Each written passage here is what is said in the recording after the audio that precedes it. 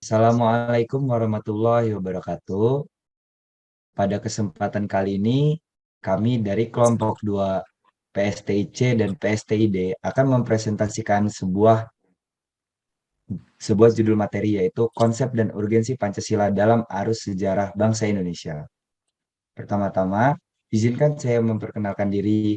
Nama saya Ali Banu Caksono beserta 12 rekan saya yaitu Al-Fatih Naufaldo, Anastasia Citra Negara, Gevira Zahira Sofa, Aura Septanu Pinasti, Raffi Rizky Nugraha, Fadila Malika Sandi, Nabil Ramadan, Laura Maliani, Dela Agustin, Raka Ukta, Seina Azima, dan Yusri Afta.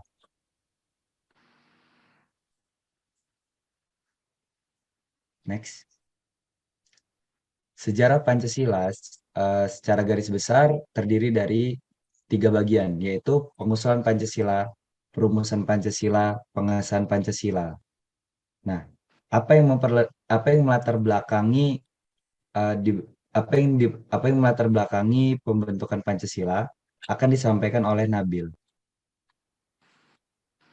Izin memperkenalkan diri, nama saya Nabil Ramadan. Di sini saya akan menjelaskan tentang latar belakang dari pengusulan Pancasila. Pengusulan Pancasila diawali dengan lahirnya rasa nasionalisme yang menjadi pembuka ke pintu gerbang kemerdekaan bangsa Indonesia. Pancasila sebagai modal rasionalitas politik. Benih nasionalisme sudah mulai bertanam kuat dalam gerakan perhimpunan Indonesia. Baiklah, selanjutnya untuk pengusulan Pancasila akan disampaikan oleh Laura dan Raka. Nama saya Laura Melani dari PSTIC. 5 gagasan dasar negara yang dirumuskan oleh Insinyur Soekarno pada sidang DPU PKI tanggal 1 Juni 1945, yaitu ada 5 poin. Yang pertama, kebangsaan Indonesia. Insinyur Soekarno menjelaskan bahwa bangsa Indonesia bukanlah sekedar satu golongan orang yang memiliki keinginan untuk bersama. Akan tetapi, bangsa Indonesia harus menjadi satu kesatuan seluruh manusia Indonesia yang berbangsa-bangsa dan tinggal di pulau-pulau Indonesia. Yang poin kedua, internasionalisme dan perikemanusiaan. Menurut Insinyur Soekarno, internasionalisme di sini tidak bermakna sebuah paham yang menganggap bahwa seluruh manusia adalah satu komunitas tunggal. Maka dari itu, internasionalisme atau perikemanusiaan ini menurut Soekarno harus berakar pada nasionalisme. Selanjutnya, pada poin 3, 4, dan 5 akan dijelaskan oleh rekan saya, Raka. Nama saya Raka Ukta. Di sini saya akan melanjutkan materi dari Laura Mailani. Gagasan ketiga yaitu mufakat bermakna bahwa segala hal yang berkaitan dengan 4 kesejahteraan sosial bermakna bahwa negara ini didirikan untuk mencapai kemakmuran agar masyarakatnya dapat hidup sejahtera dan bebas dari kemiskinan. Dan gagasan terakhir, yaitu ketuhanan yang Maha Esa, menggambarkan bahwa dalam kehidupan bermasyarakat, setiap orang berhak memilih dan menentukan agama serta kepercayaannya sendiri. Baiklah, selanjutnya untuk rumusan Pancasila akan disampaikan oleh Seina dan Aura. Izin memperkenalkan diri, nama saya Seina Azima. Di sini saya akan menjelaskan tentang perumusan Pancasila.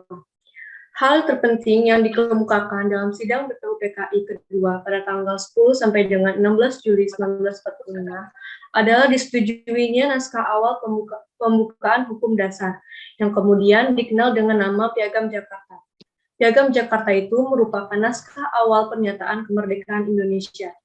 Pada alinea keempat Piagam Jakarta itulah terdapat rumusan Pancasila sebagai berikut yang akan dijelaskan oleh Aura Septanu. 1. Ketuhanan dengan kewajiban menjalankan syariat Islam bagi pemeluk-pemeluknya. 2. Kemanusiaan yang adil dan beradab. 3. Persatuan Indonesia. 4. Kerakyatan yang dipimpin oleh hikmat kebijaksanaan dalam permusyawaratan perwakilan. 5. Keadilan sosial bagi seluruh rakyat Indonesia. Selanjutnya, pengesahan Pancasila akan disampaikan oleh Raffi, Fadila, dan Yusri. Baiklah, pertama-tama perkenalkan nama saya Raffi Rizky Nugraha. Saya akan menjelaskan tentang pengesahan Pancasila. Pada tanggal 12 Agustus 1945, ketika itu Soekarno, Hatta, dan Rajima Widyodiningrat dipanggil oleh penguasa militer Jepang di Asia Selatan ke Saigon untuk membahas tentang Hari Kemerdekaan Indonesia sebagaimana yang pernah dijanjikan. Selanjutnya akan dibahas oleh Fadila.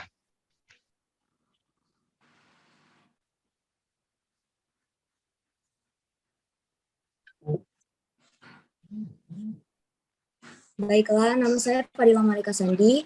Saya akan menjelaskan peristiwa yang terjadi pada tanggal 14 Agustus 1945.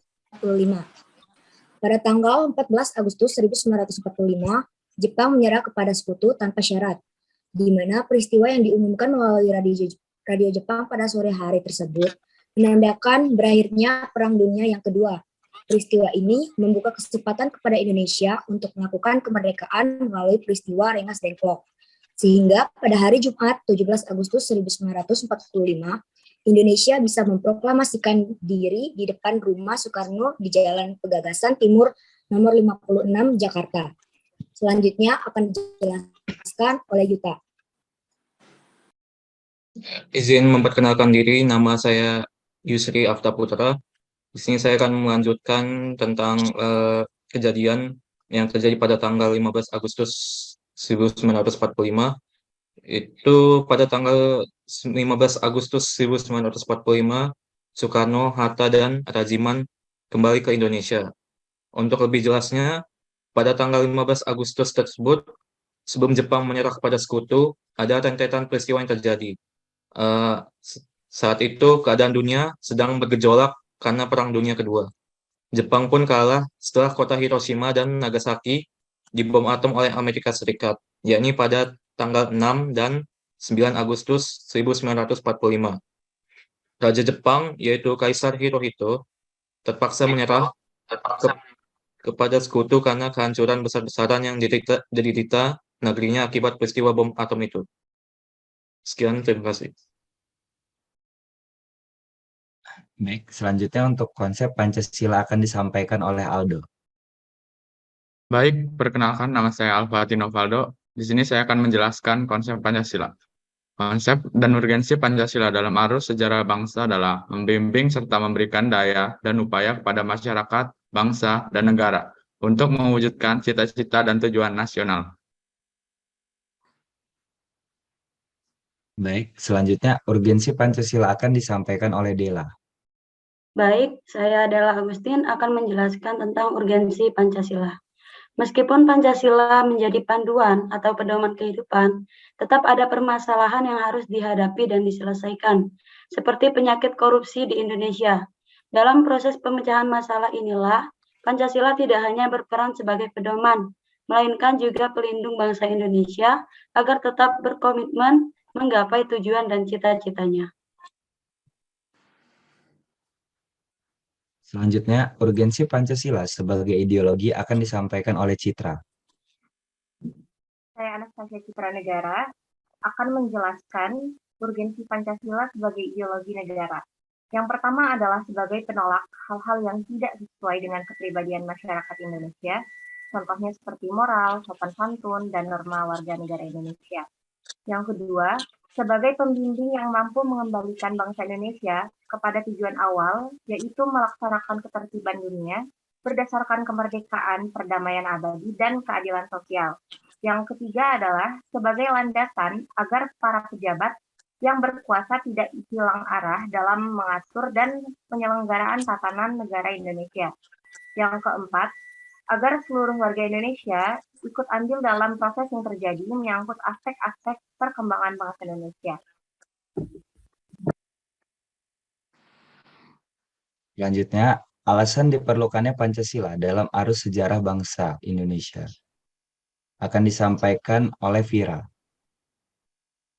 Saya Vira Deraspa akan menyebutkan alasan diperlukannya Pancasila dalam arus sejarah bangsa Indonesia. Yang pertama, Pancasila sebagai identitas bangsa Indonesia. Yang kedua, Pancasila sebagai kepribadian bangsa Indonesia. Yang ketiga, Pancasila sebagai pandangan hidup bangsa Indonesia. Dan yang terakhir, Pancasila sebagai jiwa bangsa Indonesia dan sebagai perjanjian luhur. Terima kasih.